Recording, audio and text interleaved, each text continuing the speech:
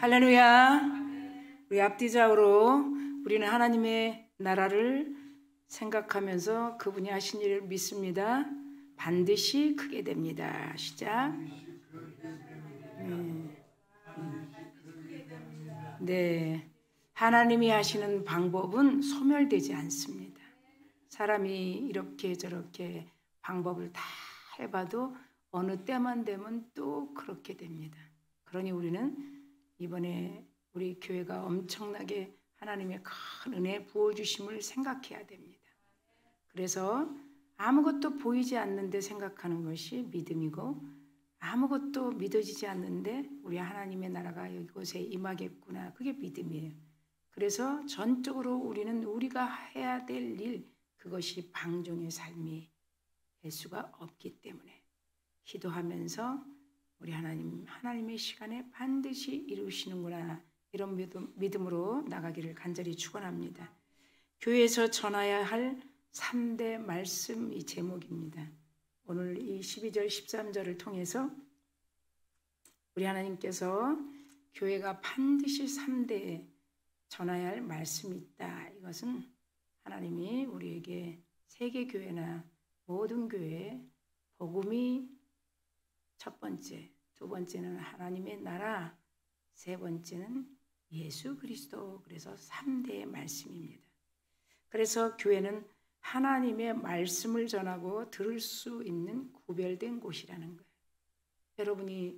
여러분들이 이 자리에 온 것도 그렇게 복음, 그리고 복음을 통해서 하나님의 나라를 보게 되고, 그리고 그 나라에서 예수 그리스도를 통한 하나님의 전적인 뜻을 가장 잘 듣는 곳이 교회라는 것이. 그래서 교회는 바른 말씀을 가르치고 전하지 않고 왜곡되고 잘못된 말씀을 전하게 되면 교회는 존재 가치가 없다는 것이에요. 사도 바울은 교회가 어떤 곳인가를 정확하게 말씀하고 계신 그 고린도전서, 또 디모데전서 이렇게 말씀이 있는데, 먼저 디모데전서 3장 15절에 보면 교회는 살아계신 하나님의 교회이며 진리이며 기둥이며 터라고 말합니다. 디모데전서 3장 15절에 교회에 대해서. 그러니까 이 하나님께서 진리이며 그리고 기둥이며 터라는 이 보여지는 건물 같은 이 교회는 하나님이 살아계심을 나타내는 진리로 세워진 곳이라고 디모데전서에 그렇게 말씀하고 있습니다. 그러므로 교회가 얼마나 가치가 있는가, 우리가 이런 것을 생각해 봐야 되는 거예요. 보여지는 이 건물을 통해서 얼마나 눈에 안 보인 예수 그리스도의 자정하심을 통해 얼마나 가치가 있는가. 하나님이 교회를 세우신 목적은 분명하죠. 우리를 힘들게 하고 어렵게 하고 고민하게 하고 근심하게 하고 고통을 주시려고 세운 교회는 전혀 아니라는 거예요. 그래서 다시 고린도전서 1장에 이렇게 가면 고린도 교회 성도들에게 막 믿음이 잘 뿌리 내릴 수 있도록 그 1장에서 이런 말씀을 합니다. 고린도에 있는 하나님의 교회에 이렇게 말씀해요. 그게 2절 말씀이에요. 그리고 곧 그리스도 예수 안에서 거룩해지고, 그리고 그 거룩해진 성도라 부르심을 받은 자들과, 이렇게 말씀해요. 그리고 각처, 원근 각처죠. 우리 주 곧 그들과 우리 하나님의 그 크신 우리 주 대신 예수 그리스도의 이름을 부르는 모든 자들에게는 우리 하나님께서 그리스도를 통해서 은혜와 평강이 있기를 원하노라, 이렇게 말하고 있어요. 그러니까 여러분, 이 말씀을 고린도전서 1장 2절 3절 말씀만 봐도 하나님을 통해서 교회라는 곳에서 거룩해지고, 그리고 성도입니다라고 우리가 부르심을 받고, 그런 자들이 이렇게 주일날 다 원근 각처에서 모이면서 그리스도의 이름을 다 부르는 자들이라는 거예요. 그렇죠? 그 공동체 안에서 그리스도로부터 은혜와 충만과 평강이 있기를 원하노다, 이렇게 말씀하시죠. 그러니까 다시 우리가 얘기하면 교회는 어떤 곳이라고 말합니까? 성도로 부르심을 받은 자들. 그러니까 그런 성도로 부르심을 받은 자들은 율법적 신앙이 아니고 존재적 가치 신앙으로 받아들이라고 말하는 거예요. 존재적 가치의 신앙. 율법적인 신앙이 아니라. 교회 안에 있게 되면 행복하고, 그렇죠. 이 교회가 얼마나 가치가 있는가.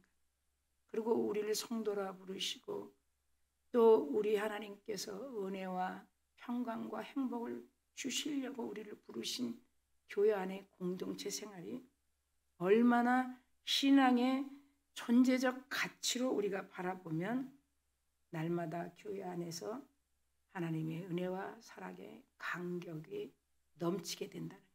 우리를 하나님이 세상에서 부르셨다. 그리고 성도로 인도하시고 택하신 그 하나님의 사랑. 왜 그러면 이렇게 교회가 가치가 있는가? 또 더 깊게 접근해 보면 교회에서 전하는 메시지는 세상과 전혀 다르죠. 오늘 이 사도행전 8장에서 보면 마찬가지예요. 예루살렘이 박해가 왔잖아요. 교회 자체가 박해가 온 거예요. 그러니까 다 흩어졌죠. 그럼 흩어지고 뭐 했냐는 거예요. 우리 코로나 때처럼. 다 숨어 있지 않았잖아요. 그게 세상하고 다른 거예요. 숨어 있지 않고 곳곳에 가서 그분은 살아계신 그리스도요 하나님의 아들이라고 전했다는 거예요. 예. 다 성도들이 감옥에 갇혔습니다. 그리고 뿔뿔이 막 다 흩어졌어요. 그러나 그들은 사도들에게 들은 그 복음을 듣고 있는 그들은 절망하지 않았다는 거예요. 그리고 그 메시지 그대로 전하는 거예요. 예. 그러면서 그들이 전한 말씀을 우리는 성경에서 보게 되는 것이에요. 그래서 오늘도 여러분들이 복음, 하나님의 나라, 그 다음에 예수 그리스도에 대해서 더 정확하게 본문을 통해서 우리가 그 시몬이 어떻게 빌립을 따라다니게 됐는가, 그리고 그걸 따라다니다가 말았는가 생각해 봐야 돼요. 예? 그래서 먼저 첫 번째 보면 교회에서 전하는 것은 복음의 말씀이다. 동일한 이 복음, 복된 소식. 35절로 우리가 쭉 본문에서 지나서 가면 빌립이 막 입을 엽니다. 입을 여는데 무슨 말을 소개하고 있는가 보니까 그 글에서 시작하여 예수를 가르쳐 복음을 전하니 이렇게 말하고 있습니다. 35절에. 예루살렘 교회 성도들이나 빌립이 전한 메시지는 딱 하나 복음이라는 거예요. 그분의 나라 예수 그리스도.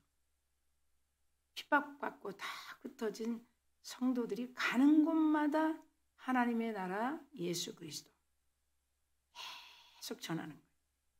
이렇게 사도들이 첫 예루살렘 교회를 세워 가장 사도들을 통해서 세운 예루살렘 교회의 핵심적으로 가르쳤던 것이 복음이라는 것이. 오늘날 우리 한번 잠깐 세상을 한번 바라봅시다. 세상에서 교회로 들어온 분들이 이 복음을 잘 들어야 되는데 그러기보다는 먼저 교회 안에 어떤 사상 그리고 지식, 세상에 얼마나 그런 정보화 시대니까 많겠어요. 그리고 그 사람의 실현된 거. 그렇죠. 그래서 정보, 성공, 행복, 오늘만을 위한 행복. 우리는 행복이 분명히 있죠. 그리스도 예수 안에서 영원한 행복이죠. 그런 체험에 의존하게 하는 어떤 보여지는 체험에 의존하게 하는 우민신앙인이 되게 만드는 우민신앙. 체험에 의존하는. 체험만 계속 의존하는 거예요. 체험을 통해서 그리스도를 바라보지 못해. 네. 정말 여러분도 이거 알아야 돼요. 체험만 보면 신앙생활을 잘하는 거예요. 체험을 통해서 체험이 나쁘다는 게 아니에요. 반드시 체험하고 경험하죠. 이걸 통해서 진정한 완전한 확실한 복음을 그분을 만나야 되는 거예요. 그분의 나라가 그려져야 되는 거예요. 그래야 그분 오실 때까지 우리가 기다리며 믿음을 저버리지 않게 돼요. 그런데 그 우민신앙이 뭐냐면 경험과 체험만 있게 하는 거예요. 그래서 눈에 보여지지 않고 눈에 삶 속에 체험이 없으면 어떻게 돼요? 믿음이 흔들리게 되겠죠. 우리가 2년 동안 제가 수요일에도 얘기했죠. 한 1만 개 교회들이 다 문 닫았어요. 예배를 다 포기했다고. 그 운동을 지금 다시 하기 위해서 10월 27일 그래서 저도 그것 때문에 수원에 갔다 와서 우리 교회도 이제 기도를 시작할 텐데 아직도 30-40%가 교회로 돌아오지 않고 있어요. 그럼 그들이 어떤 신자일까? 돌탕 신자가 돼요. 그들이 지금 어떻게 되어 있을까? 안 나가 신앙이 되는 거예요. 그걸 가나안 신자라고 해요. 나는 예수도 알고 어디서 많이 들은 말이죠. 난 예수도 알고 다 해봤어. 근데 안 가. 이런 흩어진 자들. 그러니까 왜 이 말을 하는가? 교회 실상을 그대로 보여주는 거예요. 그때 코로나 때 집에 숨어 있으면서 복음을 계속 나름대로 만나지 않고 전했다면 지금 예루살렘 핍박 박해를 통해 빌립부터 모두가 다 흩어져서 지금 복음을 전하고 있거든요. 주는 살아계신 그리스도의 하나님의 아들이라고. 근데 우리 한국교회 코로나 전후에 이런 기간 속에서는 자기도 주님을 멀리하면서 절대로 복음을 전하지 않았어요. 그 후유증이 어마어마한 거예요. 그러니까 우리가 하는 일이 없었던 거예요. 그래서 이 성경에 발장해 보니까 왜 이런 교회 핍박이 있었는가? 그 핍박을 통해서 똑같아 우리 코로나랑 다 각처로 퍼져서 복음을 전했어요. 근데 우리는 한국교회는 그러지 않았어요. 부모도 만나는 걸 원하지 않았어요. 그리고 말을 하지 않았어요. 코로나 끝난 지금도 얼마나 많이 후유증에 있는지 몰라요. 교인 수도 그들이 돌아오지 않죠. 절대 돌아오지 않죠. 왔다가도 또 정부의 소리를 듣게 되면 또 가게 되는 여러 가지 믿음이 얼마나 약하대요. 그래서 우리 하나님께서는 이런 코로나 이전으로 코로나 전이 아닌 후로 회복되기 위해서는 먼저 교회들부터 낡은 가죽 부대를 새 가죽 부대로 바꿔야 된다. 모델을 바꾸는 거예요. 모델을. 프레임을 바꾸는 거예요. 제가 내려가서 그 대형경 메가교회잖아요. 거기서도 그런 얘기를 해요. 코로나 때 1200명이 다 빠져나갔대요. 우리가 볼 때는 그냥 아무렇지도 않은 것 같죠. 절대 안 들어온다.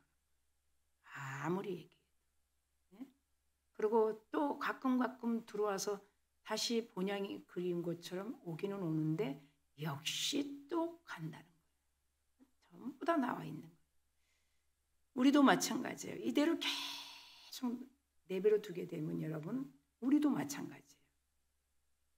라오디아 교회처럼 될 수밖에 없어요.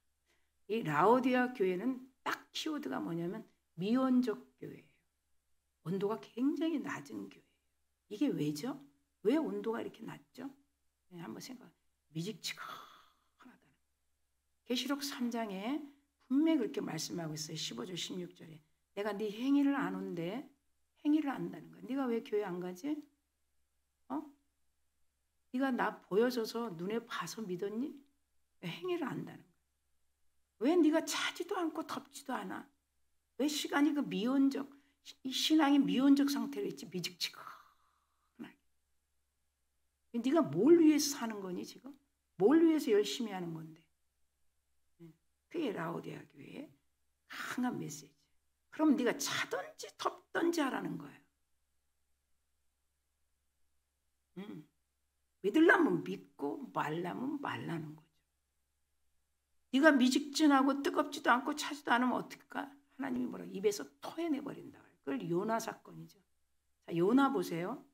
여러분들이 잊어버린 말씀들이 너무 많아요. 성경을 얼마나 바빠요. 성경 보기가 그죠? 볼 게 너무 많으니까. 볼 게 너무 많아. 1장서부터 2장에 들어가 있는 말씀들이 너는 일어나. 너는 일어나. 너는 일어나. 계속 나옵니다. 너는 일어나. 너는 일어나. 그 요나에게 하는 소리. 너는 일어나. 그러니까 이 미온적 온도가 낮은 상태에서 일어나라는 거야. 일단 마음을. 그래서 요나가 일어났어요. 일어났는데 어디로 갔어요? 다시스로 갔어요. 일어나긴 일어났는데 다시스로 갔다. 이거를 여러분 잘 요나서에서 우리가 그냥 나와 있는 핵심적인 말씀으로 안요하면 안 돼요. 네. 일어나긴 일어났어. 1장 1절부터. 계속 일어났어. 찾아보세요. 일어났어. 우리가. 일어났는데 다시스로 간 거예요. 그게 일어난 거예요. 지금 이 라오디아 교회도 마찬가지예요. 네 행위를 아노니? 그러니까 무슨 행위냐는 거예요. 그 미온적 아주 온도가 낮아 차디차다는 거예요. 어떻게 그 방에서 자겠어? 추운 방에서. 습기 있죠? 습기 다음에 뭐 여러분 생각 안 해도 우리가 알 수 있는. 그러니까 교회는 날마다 이 복음, 하나님의 나라, 그리고 예수 그리스도가 누구냐는 거예요. 복음은 구원과 해방과 기쁨의 메시지. 우리 당연히 알죠. 예? 그래서 이 말씀을 전하기 위해서 세우신 것이. 자, 두 번째 보니까 교회에서 전하는 것은 하나님의 나라라는 거예요. 이 메시지를 들으면서 하나님의 나라가 그려져요. 이미 하나님의 나라는 다 이루어진 거예요. 그만큼 완성된 나라, 온전한 나라예요. 하나님은 세상에 나가서 이 완전한 나라를 소개하라 그러는 거예요. 그 완전한 나라를 가정에서도 이루지 못하면 되겠느냐. 내가 언제까지 이렇게 미직지근하겠냐. 완전한 나라가 아니면 우리가 지금 예배할 필요 하나도 없어요. 이런 옷 입으면 뭐 하겠어요? 기도하면 뭐 하겠어요? 그 완전하지 않는 잘못된 나라, 조금 덜 안전한 나라라면 우리가 뭘 이렇게 힘쓰고 날마다 전투하겠어요? 예수님이 이 땅에 왜 오셨겠어요? 완전하지 않는 나라인데. 예수님이 왜 마귀하고 시험이 있겠어요? 예수님이 왜 그 가파른 산을 올라가겠어요? 예루살렘. 갈보리를. 그 완전한 나라예요. 완전한 나라. 여러분 안에 완전한 나라가 이루어지기를 축원합니다. 교회는요. 무슨 뭐 마켓 가는 것처럼 구멍가게 가는 것처럼 왔다 갔다 뭐 기분 땡기면 가고 기분 안 땡기면 이게 아니에요. 네. 설상 그랬다 하더라도 그리스도를 만나야 돼요. 우리의 행복은 영원한 행복을 얘기하는 거예요. 현실에만 보지 않아요. 현재에만 있는 것이 아니에요. 만약에 현재에 살다가 끝난다면 이렇게 왜 원근각지에서 보여야 합니까? 말이 안 되잖아요. 전투라는 말을 다 빼버려야 돼. 너희들은 혈과 육의 싸움이 아니야. 깨어있어라 마귀는 우는 사자같이 두루 삼킬 자를 상기다. 이런 말 다 빼버려야 돼. 지금 여러분 땅의 세력들이 입 벌리고 있어요. 네. 교회를 전면에서 없애버리려고 하는 거예요. 이제 성도는 어느 정도 다 빼냈어요. 걔들이 전략이에요. 네. 그 싸움에서 우리는 놓치지 않겠다는 것. 뭐 다른 뭐 물질 뭐 이렇게 사는 거 성도 수 그게 문제가 아니에요. 지금 전면에 매스되는 게 이제는 어느 정도 뺐으니 돌탕 신자로 빼고 그렇죠? 팬덤 신앙 누구 괜찮은 표적을 따르는 자들 따르게 하고 그거 예수 아니잖아요. 지금 이 시몬처럼. 그러니까 이제는 뭐예요? 교회를 무너지게 하는 거예요. 교회를 무너지게 하는 방법은 뭐 문 닫으면 무너진 거예요. 문 닫으면. 네, 교회 문 닫게 하려고 그러는 거예요. 그런데 여러분 우리가 기도 안 할 수 있어요? 네. 아니잖아요. 아니 우리가 정말 믿음이 있는 충만한 사람이라고 말을 여러분 생각해 보세요. 교회만 셧다운 시키면 되는 거예요.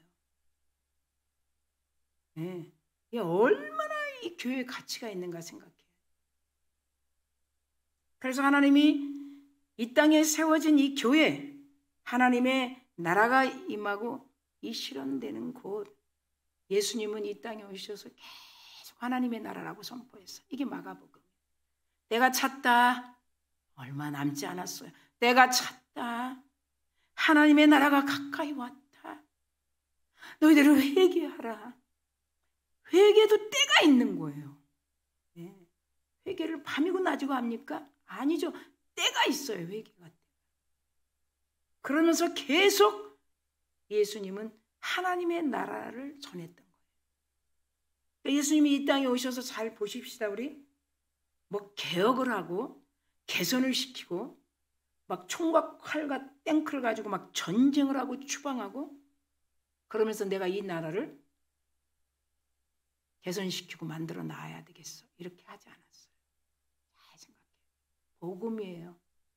항상 하나님의 나라를 전하는 거예요. 듣든지 아니 듣든지. 우리는 성령을 통해서 그분의 은혜를 받았기 때문에 우리는 방종하면 안 돼요. 우리도 다 있든지 없든지 보이든지. 교회는요, 가시적인 교회로 가면 끝까지 못 가는 거예요. 교회는 절대 비가시적이에요. 보이지 않아요.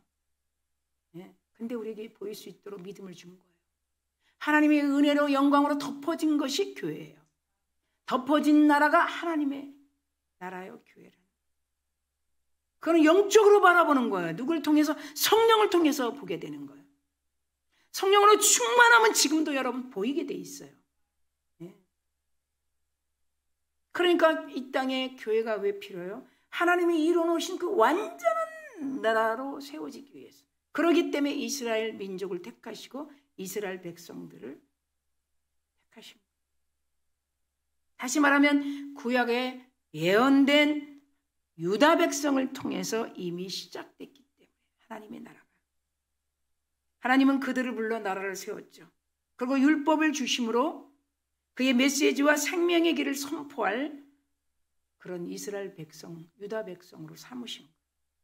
그리고 정확하게 예수의 도래 이 땅에 탄생하시고 오신 것이에요.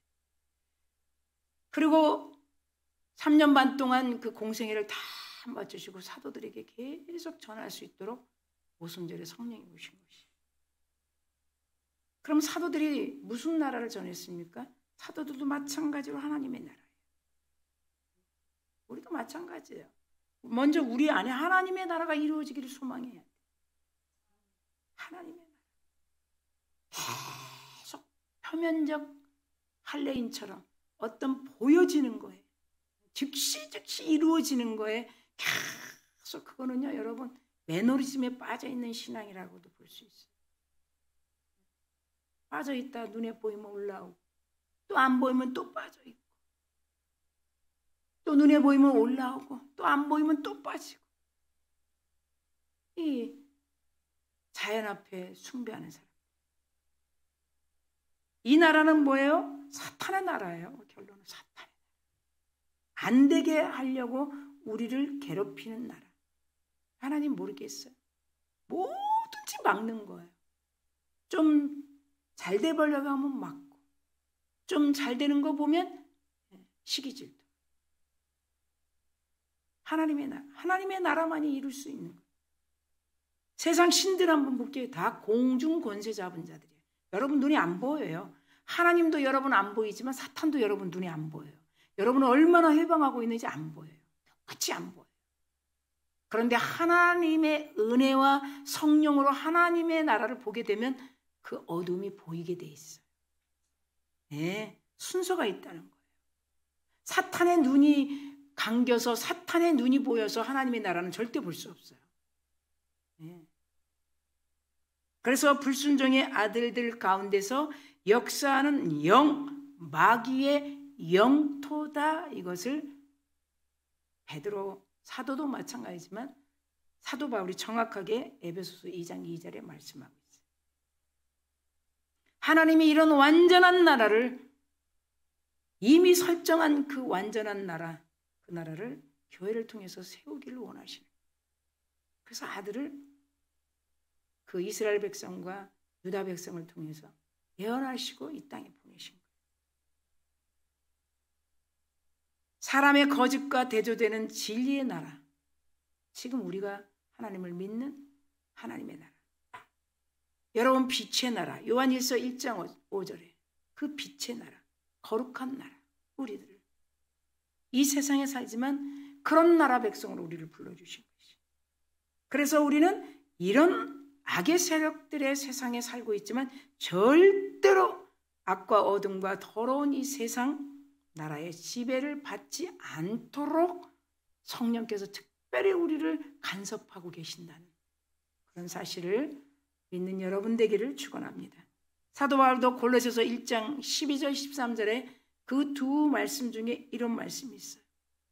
그가 우리를 흑암의 권세에서 건져냈고 그의 사랑의 아들 예수 그리스도 나라로 완전히 옮겼다.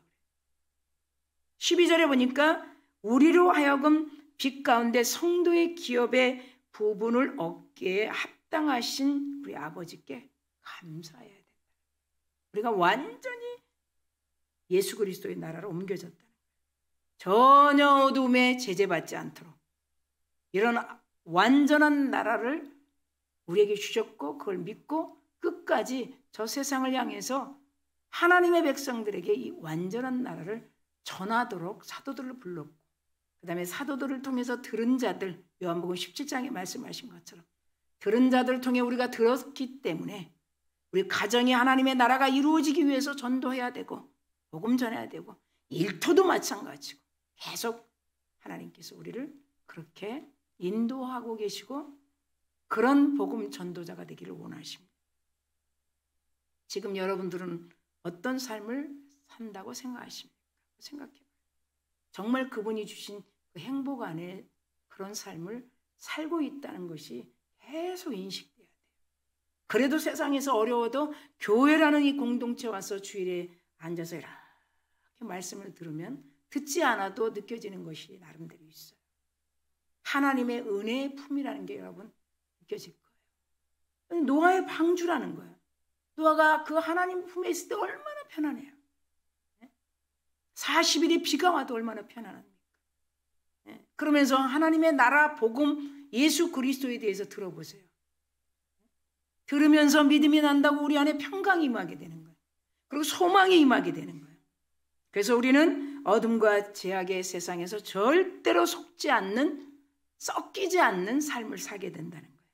오늘도 두 번째 그 말씀 하나님의 나라에 대해서 우리 깊이 묵상되는 여러분 될 줄 믿습니다. 세 번째 보니까 교회에서 전하는 것은 예수 그리스도의 이름이라는 예수 그리스도의 이름.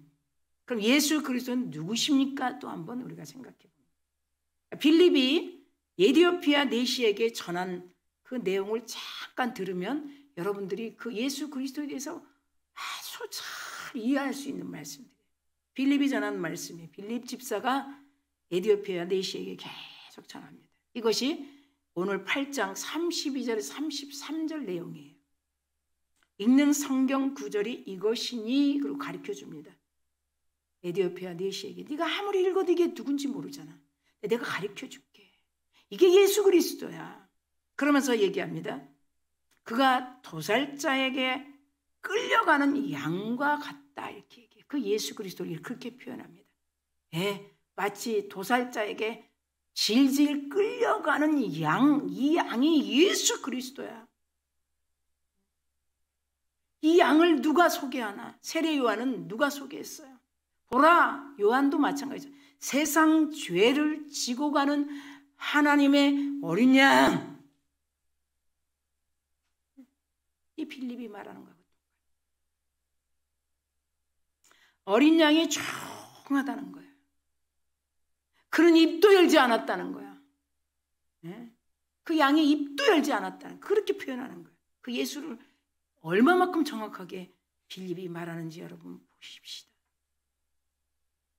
그가 굴욕을 당했을 때 공정한 재판도 받지 못했다는 거예요. 예수. 십자가의 사건이죠. 십자가 지기 전에 그 굴욕을 당했어도 입 한 번 열지 않았다는 거예요. 그 공정한 재판도 받지 않았다는 거예요. 그냥 가파른 갈보리 산을 걸어가신 거예요. 누가 그 세대를 말하리요. 그의 생명이 땅에서 빼앗김이로다 하였거늘. 이것을 빌립 집사가 에티오피아에게 말하고 있는 말씀을 우리가 오늘 읽게 됩니다. 이어서 구약에 보니까 이사야 선지자가 예언한 말씀도 통일해요. 예수 그리스도에 대해서 말씀하는데 그는 이 다 말라서 쫙 갈라진 땅에서 나오는 연한 줄기 같다. 이사야 예언이에요. 그 예수 그리스도를 이렇게 표현해요. 왜 그렇게 마른 땅에서 나오는 연한 순 같다고 했을까? 그것이 우리에게 소망이 되는 거예요. 참으로 우리가 주님을 알지 못했고 주님이 우리를 불러주지 않았다면 우리는 그 척박한 땅에서 그냥 살다 가는 거예요. 네?